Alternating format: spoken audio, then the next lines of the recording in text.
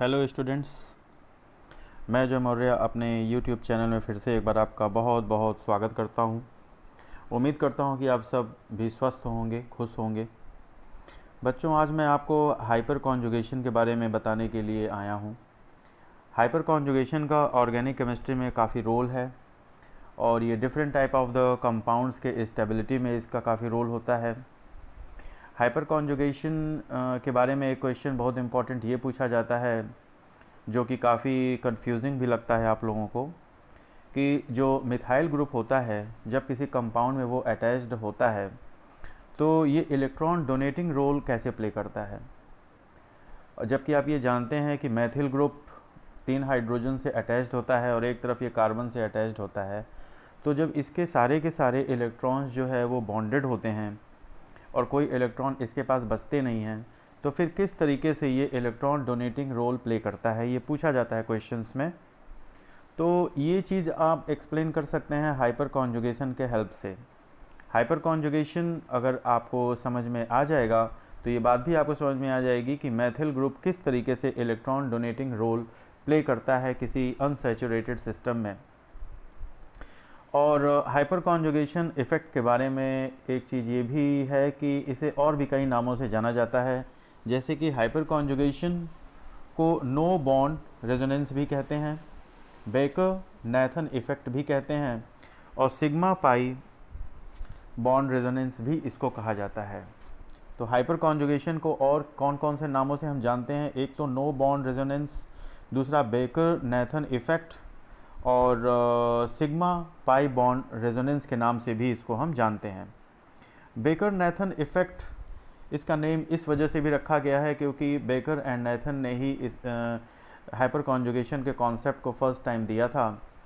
और उन्हीं के नाम पे, उन्हीं साइंटिस्ट के नाम पे बेकर नैथन इफ़ेक्ट भी इसको कहा जाता है।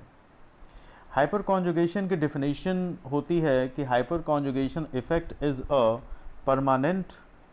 effect in which localization of a sigma electrons of a carbon hydrogen bond of an alkyl group directly attached to an atom of the unsaturated system। इसमें बच्चों, जैसा कि ये फिगर में ही आप ये देखिए कि जो ये कार्बन प्लस है, कार्बन प्लस, और इस कार्बन प्लस से दूसरा कार्बन अटैच्ड है, तो जो दूसरा कार्बन अटैच्ड है यहाँ पे, इससे जो हाइड्रोजन अटैच्ड हैं, इन हाइड्रोजन्स को हम अल्फ़ा हाइड्रोजन कहते हैं। हाइपर कॉन्जुगेशन जानने से पहले ये बात आपको जाननी ज़रूरी है कि अल्फ़ा हाइड्रोजन क्या होता है। अल्फ़ा हाइड्रोजन हम उस हाइड्रोजन को कहते हैं कि वो जिस कार्बन से अटैच्ड होता है वो कार्बन किसी अनसैचुरेटेड सिस्टम से अटैच्ड होता है,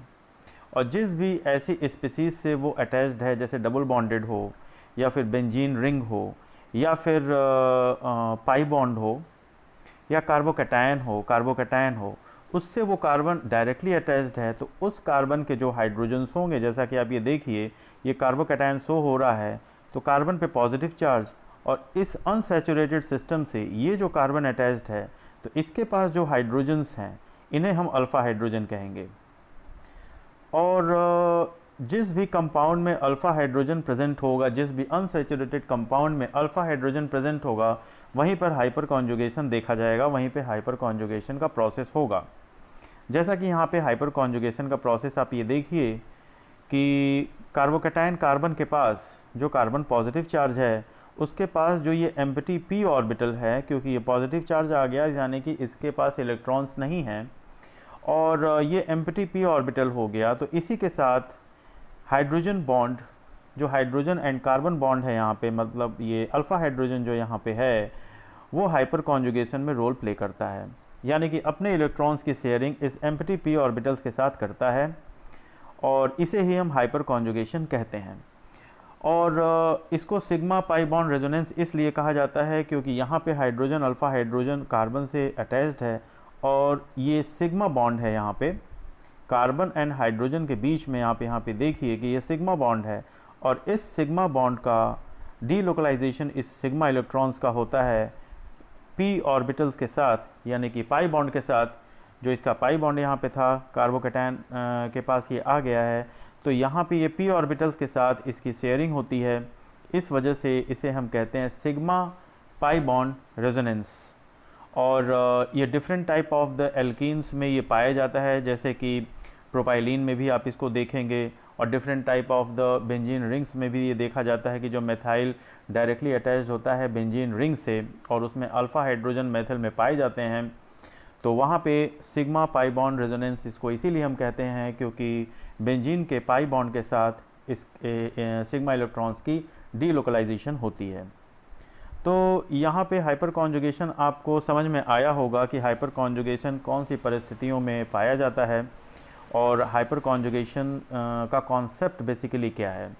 हाइपर कॉन्जुगेशन के बारे में आप ये जानिए कि ये स्टेबिलिटी में इसका रोल काफ़ी महत्वपूर्ण होता है, और जहाँ पे अल्फ़ा हाइड्रोजन पाया जाता है वहीं पे हाइपर कॉन्जुगेशन भी पाया जाएगा। तो ये तो मैंने बहुत ही छोटा सा आपको एक एग्जाम्पल के रूप में और थोड़ा सा कॉन्सेप्ट आपको क्लियर करने की कोशिश की है कि हाइपर कॉन्जुगेशन के बारे में आप समझ सकिए कि ये क्या होता है। तो और मैं रिटन वर्क भी आपको लेकर के आऊँगा और उसमें मैं समझाने की पूरी कोशिश करूँगा कि हाइपर कॉन्जुगेशन अच्छे से आप समझ जाइए। और तब तक के लिए आप अपना ध्यान रखिए। जल्दी ही मैं आपको अपने दूसरे लेक्चर में और भी इस टॉपिक को एक्सप्लेन करने की पूरी कोशिश करूँगा।